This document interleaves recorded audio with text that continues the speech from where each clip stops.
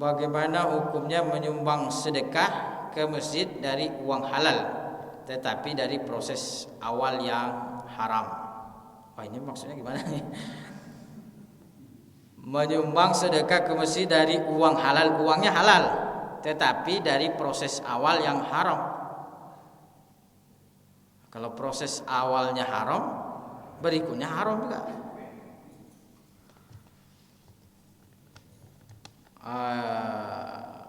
Ini mungkin maksudnya awalnya haram, tapi dari yang haram ini diinvestasikan ke yang halal, barangkali begitu ya. Jadi uang korupsi misalnya 100 juta, kan korupsi uang haram tuh ya, bukan korupsi sebenarnya, mencuri, mencuri uang rakyat. Nah, kalau korupsi itu terlalu indah bahasanya, jadi orang tidak merasa berdosa dengan korupsi. Ya, mencuri, merampok uang rakyat, nah itu jelas dosanya sangat besar. Artinya 100 juta dia curi, ya jelas itu adalah haram.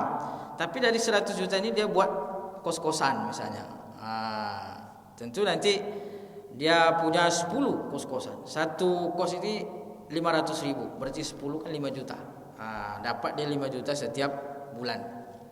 5 juta ini nampaknya halal kan dari kos-kosan. Kalau yang 100 juta awal tadi jelas haram, karena jelas hasil curian kan itu. Nah, tapi yang bayar kos-kosan ini kan halal nampaknya. Maksudnya mungkin seperti itu, ya. Wallahu alam. Itu dari saya mentafsirkannya. Nah, yang demikian ini kata para ulama adalah sesuatu yang dari haram itu adalah haram. Nah, makanya kalau ada orang yang mau bertaubat terhadap harta haram, itu harus dikeluarkan harta haramnya. Gitu. Jadi harta haram itu harus dikeluarkan. Kalau bahasa Ustaz Somad dari nol. Dan ternyata kita tidak ada yang mampu dari nol, hanya orang Pertamina yang mampu dari SPBU. Itu dari nol ya Pak. Kalau kita payah dari nol. Nah, memang sebagian para ulama mengatakan seluruh harta haram itu harus dikeluarkan. Yang disisa itu yang mana? Darurat, untuk kebutuhan yang darurat. Jadi kalau kita punya 100 juta yang harta haram, tidak ada yang lain, cuma itu saja, maka harus dikeluarkan secara keseluruhan. Karena itu bukan milik kita. Itu bentuk taubatnya. Jadi bentuk taubat terhadap harta haram ini dikeluarkan. Apa yang kita sisakan? Yang kita sisakan itu adalah yang kebutuhan darurat, untuk makan. Itu darurat tuh, untuk pakaian. Nah, ternyata yang kita sisakan ini kita pakai investasi kemudian menjadi banyak, ya mudah-mudahanlah karena kita keluarkan tadi itu, mudah-mudahan Allah Maha Pengampun, insyaallah Allah mengampunkan. Maka kalau begitu maksudnya ya yang haramnya dahulu berapa harus tetap dikeluarkan. Nah, jadi kondisi seperti ini memang kadang-kadang seperti itu. Sama dengan dia masuk PNS disogoknya. Bagaimana dengan hasil gajinya? Tentu gajinya sebenarnya halal. Kenapa? Karena dia kan hasil kerjanya tuh kalau dilihat dari segi ini. Tapi dia berdosa ketika menyogoknya tadi. Nauzubillah. Nah, jadi hukumnya ya hukum daripada bersedekah dari itu, kalau dengan masjid tidak ada masalah, memang harus dikeluarkan. Kemana mengeluarkannya? Ya memang salah satu tempat mengeluarkan adalah masjid. Jadi kalau kita punya uang haram dan orangnya jelas, pemiliknya jelas, maka harus dikembalikan kepada pemiliknya. Pemiliknya sudah tidak ada, kembalikan kepada ahli warisnya. Ahli warisnya tidak ada, kata para ulama ada yang mengatakan 3J, jamban, jalan, jembatan. Ada seperti itu. Karena uang haram, uang kotor harus kembalinya ke kotoran, makanya ke jamban. Jamban, jalan, jembatan. Tapi sebagian para ulama bagi penerima itu tidak ada istilah uang haram. hasil korupsi diberikan kepada panti asuhan, anak yatim di situ halal dia makan itu. Karena bagi penerima itu tidak ada istilah uang haram. Nah, jadi masjid menerima tidak ada masalah. Memang itu tempat membuang uang haram. Jadi masjid ini salah satu daripada tempat untuk bertaubat kepada Allah Subhanahu wa taala, termasuk membersihkan harta tadi. Tapi konsekuensinya bahwa kita yang mengeluarkan itu sama sekali tidak dapat pahala, bahkan tidak dihitung sebagai sedekah. Karena kata Nabi SAW, innallaha thayyibun la yaqbalu illa thayyiban. Allah Maha baik, tidak menerima kecuali yang baik-baik. Nah, tetapi dengan kita mengeluarkan itu sebagai bentuk pertaubatan kita, mudah-mudahan Allah ampunkan dosa-dosa kita. Karena Allah kan Maha Pengampun. Kemudian bagaimana cara sholat khusyuk, Ustaz? Ini sholat khusyuk ini payah nih. Saya aja payah juga sholat khusyuk nih. Pikirannya sering melayang-layang, juga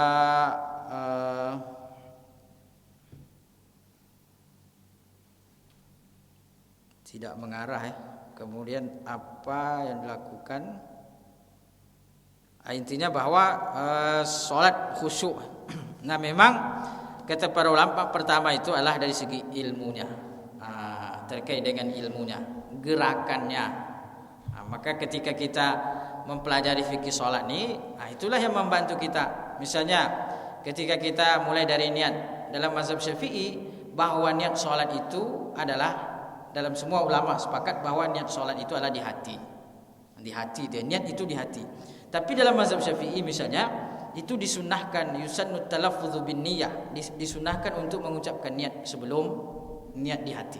Kenapa? Liyusaidal lisanu al qalba. Kenapa? Karena dalam mazhab Syafi'i ini niat itu harus hadir antara a dengan ra. Jadi tangan terangkat, Allahu Akbar, tangan terangkat, lisan berucap, hati berniat. Itu mazhab Syafi'i itu ketat sekali dalam masalah itu. Jadi niat itu harus ada di antara a dan ra. Kalau tidak ada di situ berarti sholatnya tidak sah. Misalnya di Allahu Akbar tidak ada niat di hati, itu tidak sah sholat dalam mazhab Syafi'i. Dia harus antara a dan ra. Makanya orang-orang tua kita, guru-guru kita yang mengaji fikih mazhab Syafi'i di kampung-kampung dulu, baca perukunan Melayu. Perukunan Melayu itu kan mazhab Syafi'i itu. Itu kita lihat takbirnya itu kadang-kadang lama dan berulang-ulang. Allah, habis itu tidak jadi lagi. Allah, habis itu tidak jadi lagi. Allah, kita pun bingung juga. Ngapa bapak ini ulang-ulang terus kan itu? Ternyata itu adalah untuk menghadirkan niat di dalam hati. Kalau rasanya belum hadir, berarti kan tidak sah sholatnya kalau belum hadir. Makanya itu fungsi daripada usolli, agar usolli kita ini pas kita mengangkat Allahu Akbar, dari lisan langsung turun ke hati. Jadi mengajak dia, lisan kita itu mengajak hati kita untuk hadir. Kenapa? Karena di awal ini 3 anggota badan sekaligus bekerja, lisan, tangan, hati. Allah, ini kan semua nih, Allah sekaligus 3. Itu kan butuh konsentrasi tinggi itu. Makanya dengan tahu ilmunya, maka insya Allah itu membantu kita khusyuk. Apalagi belum dari segi gerakannya, dari segi bentuknya. Dalam mazhab Syafi'i bahwa tangan harus menghadap ke depan, jari-jarinya, dan juga agak dijarangkan, bukan dirapatkan, tapi agak jarang. Kita semua ketika sholat menghayati itu, jadi bukan Allahu Akbar, tidak ada semangat. Kenapa tidak? Karena tidak tahu ilmunya. Tapi kalau tahu, tangan agak ke depan dan dia agak berjarak, dan posisi jempol ini berada di pundak, posisi ujung jari berada di telinga. Itu untuk menggabungkan 2 hadis. Ada hadis menyebutkan bahwa Nabi ketika takbir itu sejajar dengan pundaknya. Ada hadis menyebutkan bahwa Nabi ketika takbir sejajar dengan telinganya. Dalam mazhab Syafi'i 2 hadis ini dipakai. Hadis yang sejajar dengan pundak itu adalah jempol, sejajar dengan telinga adalah ujung jari. Makanya Allah, itu semua terhayati. Allah, hati, pikiran, semuanya. Maka di situ fungsi daripada ilmu itu. Ilmu itu membuat kita, artinya kita sadar dengan perbuatan kita. Kalau kita sadar dengan perbuatan kita dalam sholat, itu sangat membantu kita khusyuk. Tapi kalau kita tidak sadar dengan perbuatan kita, apalagi dengan bacaan. Coba kita ditanya, tadi imam waktu sholat subuh setelah Fatihah pertama baca ayat apa tadi? Kan? Itu sudah mulai kita lupa kan gitu. Karena jangan-jangan kita ketika imam baca tadi kita tidak sadar apa yang dibaca oleh imam kan gitu. Tapi kalau bacaan-bacaan itu kita tahu dari segi maknanya, imam membaca dan kita menerjemahkannya, menafsirkannya dengan hati, maka itu membantu kita sangat membantu kita untuk khusyuk. Maka kata para ulama, yang membantu kita untuk khusyuk sholat ini pertama ilmunya dulu. Bagaimana kita mau khusyuk membaca Al-Fatihah? Artinya aja kita nggak tahu, tafsirannya kita tidak tahu. Maka dari segi ilmunya dahulu. Kemudian yang tadi ini memakmurkan masjid, nanti ini bisa dibaca. Bagaimana tips atau cara agar masyarakat mau datang ke masjid? Ini dia. Harus disediakan diantaranya sarapan. Insya Allah itu sebagai sebagai motivasi. Artinya di dalam sarapan ini bukan hanya sekedar makannya, tapi duduk ngobrol bersama, bersilaturahim, berjumpa. Artinya bahwa masjid ini adalah bukan tempat yang seram, bukan tempat yang menakutkan, bukan tempat neraka, dikit-dikit masuk neraka, bukan. Tapi masjid ini adalah tempat kita saling berbagi. Masjid ini adalah tempat kita bersilaturahim. Bahkan masjid ini kalau perlu dia punya punya amal-amal sosial. Makanya ada beberapa masjid itu seperti masjid di Jalan Tongkol Al-Manar. Itu didatanya orang-orang tidak mampu sekitar. Orang-orang tidak mampu itu didata semua. Habis didata mereka buka donasi. Dari hasil uang terkumpul itu dibelikan sembako. Nah, pembagiannya kapan? Setelah pengajian. Jadi ada pengajian seperti ini Sabtu, Jumat, itu nanti pembagiannya itu setelah itu. Jadi dan orang yang mendapat ini harus absen. Nah, dia harus absen ke masjid.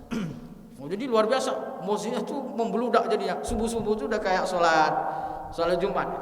Nah, ada orang bertanya, itu motivasinya berarti sembako, Ustaz? Awal-awal enggak apa-apa dulu. Awal-awal motivasinya ya sarapan, motivasinya kumpul-kumpul, tidak apa-apa. Lama-lama dia akan merasakan nikmat berada di masjid. Itu. Jadi motivasi awalnya itu tidak masalah. Itu kita ini kan mengajak dulu, istilahnya bagaimana orang menjadi tertarik. Seperti itu kira-kira. Itu salah satunya. Tapi ya memang ketika banyak dan yang sangat kuat juga adalah majelis ilmu itu sendiri. Kenapa? Karena orang tahu motivasi keutamaan, dia akan termotivasi untuk melakukan amal-amal soleh ketika senantiasa dicas.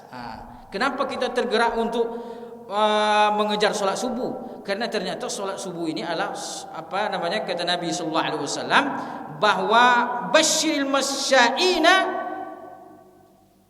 bahwa berikan kabar gembira orang-orang yang berjalan di waktu subuh dalam kegelapan, nanti cahaya yang terang di akhirat kelak. Kan kita tahu ada motivasinya. Apalagi sholat sunat sebelum subuh. Kata Nabi SAW, dua rakaat sebelum sholat subuh lebih baik daripada dunia dan segala isinya. Artinya kita tahu motivasinya, pahalanya besar, maka ada panggilan. Kenapa kita ingin puasa 9 Arafah? Karena kita tahu bahwa dosa 2 tahun diampunkan. Jadi memang terkadang kita ini beramal karena masih hitung-hitung pahala. Di mana kita dapat itu? Biasanya di majelis ilmu. Ini pahalanya ini pahalanya ini. Salat sunat rakaat sebelum zuhur, 4 rakaat sebelum zuhur, 4 rakaat setelah zuhur, kata Nabi sallallahu alaihi wasallam, disediakan istana di surga kelak. Kan 4 rakaat hanya sederhana, 4 rakaat sebelum zuhur, 4 rakaat setelah zuhur disediakan istana di surga. Mungkin di dunia ini belum punya istana, bahkan rumah aja enggak punya kan gitu. Padahal cita-citanya ingin jadi developer, tapi rumah sendiri aja belum punya kan gitu. Salah satu motivasinya nanti dia punya istana di surga. Kalau punya istana di surga, tidak mungkin istana itu kita sewakan sama orang. Tentu kita yang tinggal lagi kan gitu.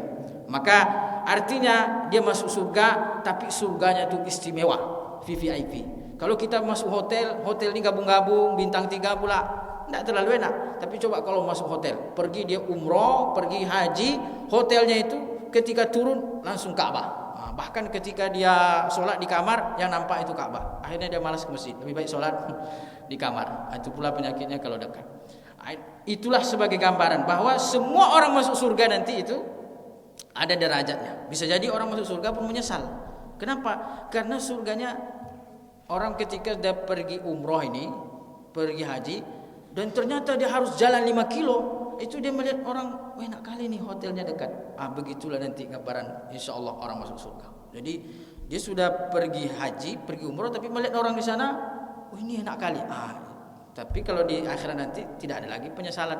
Maka itu motivasi, di antara motivasi. Memang kalau dalam ilmu tasawuf kita beramal tuh jangan lihat pahalanya, tapi kita beramal tuh karena cinta kepada Allah Subhanahu. Tapi kan itu berat. Harus dimulai dengan motivasi-motivasi dulu. Rabi'ah Adawiyah, seorang wanita sufi, mengatakan bahwa kulluhum ya'budunaka min khaufin narin wa ibtigha'i jannatin. Semua manusia menyembahmu ya Allah karena takut karena mengharap surga dan takut neraka. Amma ana fala abtagi bihubbi badila. Adapun saya, cintaku kepadamu tidak mengharapkan apa-apa. Itu Rabi'ah Adawiyah. Kalau dalam tasawuf seperti itu. Wallahu taala ala wa alam. Sepertinya sudah habis waktu kita dan sampai masa sarapan insyaallah. Terima kasih dan mohon maaf, mudah-mudahan apa yang saya sampaikan ini menjadi nasihat bagi diri saya sendiri dan bermanfaat bagi kita semua insyaallah. Mohon maaf atas segala salah dan khilaf. Terima kasih atas perhatian. Subhanakallahumma wa bihamdika asyhadu an la ilaha illa anta astaghfiruka wa atubu ilaik. Wassalamualaikum warahmatullahi wabarakatuh.